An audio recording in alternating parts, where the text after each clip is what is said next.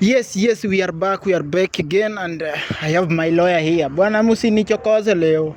Niko na lawyer bana. Niko na lawyer. Anyway, the person behind the camera is Abel Kipto. Here with me is a lawyer. You can introduce yourself. Yeah, my name is Cyprian Rono, and I'm a student currently at the Kenya School of Law, and I'm proud to be at this show today so that I can give my view over the political wrangles here in Kenya. Thank you very much. Hey, the law student at the School of Law. Oh, the Kenya School of Law. Unajua hiyo the inaiweka kwa level ingine. Yeah. The School of Law. Yeah. So amazing to have the lawyer today at THERMO.G TV, and actually it is about the politics. That is it. By the way, watu wanasema ati nani Obinna alidanganya Gachagua akaropokwa. What can you say about Gachagua as a whole? Okay, you see, Gachagua, as we all know, was the deputy president of Kenya. Yes. A fact that we cannot dismiss.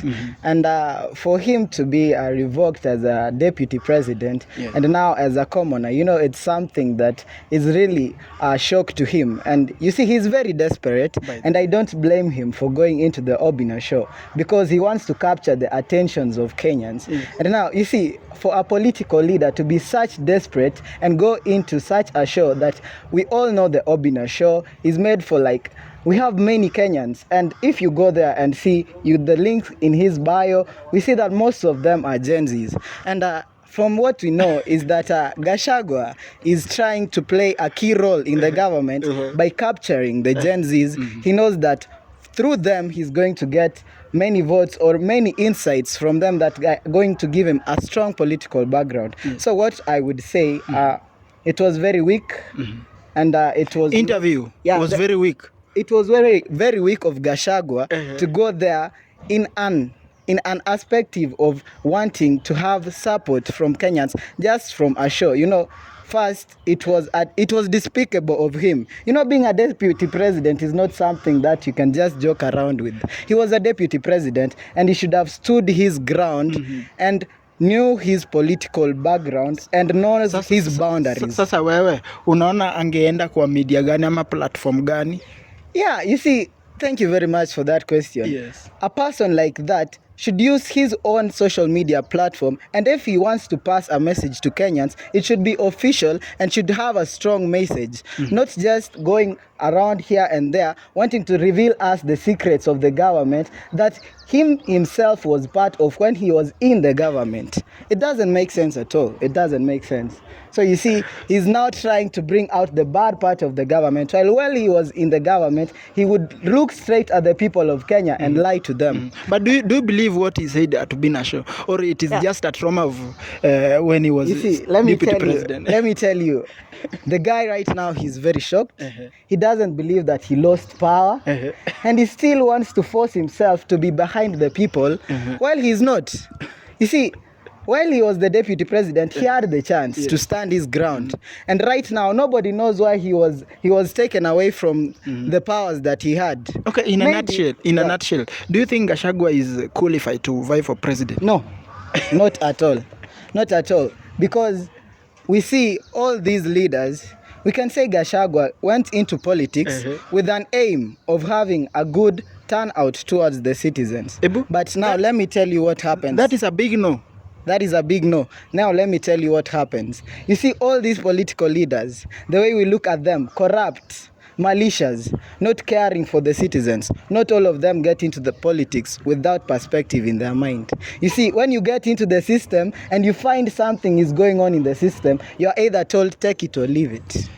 Uzuri mimi sijasema. Hata ningesema ningekuwa na lawyer. It is good. Take it or leave it. Take it or leave it. Yeah. By then nimesikia pia nini hii mambo na Freemason pia ni kama wajalipa tax. Kwani kuna venye wana nini na gava? Now you see, all these agencies that we have in Kenya, for example, you've said the Freemason. Would you believe it if I told you that 90% of it is government based? Because now I'm sure, not 50, 90. I'm sure that the reason why the houses have been closed down is because there's a little breach of agreement in contract. You see, when you have in contract law, we learn about when a contract is breached. There are some perspectives that you can see from it. There are things that come out of it. Now, I see that maybe there was a contract that they had with the government, and maybe one of the parties has breached the contract, and therefore, because the power of the government is in the upper hand, they've decided to disclose them or say that they have not paid us our tax, so we are going to close down their buildings. But there's something added to it. As Kenyans, and as me, I'm representing, as you can see me, I'm young. You see, you cannot be leading us and thinking that you do not know what we want to know, the real reason why it has been closed down. Yeah, there is a reason. I believe that there is more to it. It's not just that they have not paid the tax. There is more to it. Yeah, there is more to it. Na by the way, ni kama mmoja support msee sana juu we ni Gen Z. So do you support Morara Kibaso ama anaitwa nani huyu? Babu Owino. Now, what's your take about them? Let me tell you something. What these political leaders are doing is something very funny that you cannot understand. They want to make denominations of people. And now they've succeeded. And Kenyans are blindfolded. Now, we have the Gen Zs. We have you. We have the people from the Nyanza land. We have the people from the mountains. And we have the Kalejins. See, they've succeeded in making divisions. Now, it's hard for you people to come together and say, no, we do not want this leader, because everyone wants a share of something that they will get. You see, Nyanza, in the back of their minds, they know that if Babu Owino gets into the government and he becomes a president, we'll get something. If me from the mountains... Is there any possibility for Babu Owino? Okay, let me tell you, Babu Owino, as at now, cannot be a president. As at now. But he has good potential and he's a good leader. But as at now, I've told you... Why? I've already told you the reason. You see, these people in the government, like the leaders, they want to divide people. Now you see, we have Raila and we have Babu Owino. Or you want to tell me Raila is out of politics? He's still in the politics. And from my own perspective, I know that Babu Owino and Raila cannot produce two presidential candidates. There will only be one, and that is Raila, of course. So Babu Owino in the near future might become a president. But do you think this can happen at the president just to take just for one term? Because unaona saa hii kuna kikundi wanajaribu kutoa President William Ruto. It is possible. Let me tell you the person in power. Let me tell you something funny about this government. Here, as citizens, we talk all day. We fight. Like you asked me about the processing that has been happening in this country from the Gen Zs, like from the last year. You see, Raila is in the mix and Ruto is in the mix. But what is happening? It's us who are getting into trouble. Our blood is being shed. Many, what has happened to the citizens that their children have been killed during these protests? No justice have been served. Recently, you saw what the BBC revealed. Something that the government had hidden.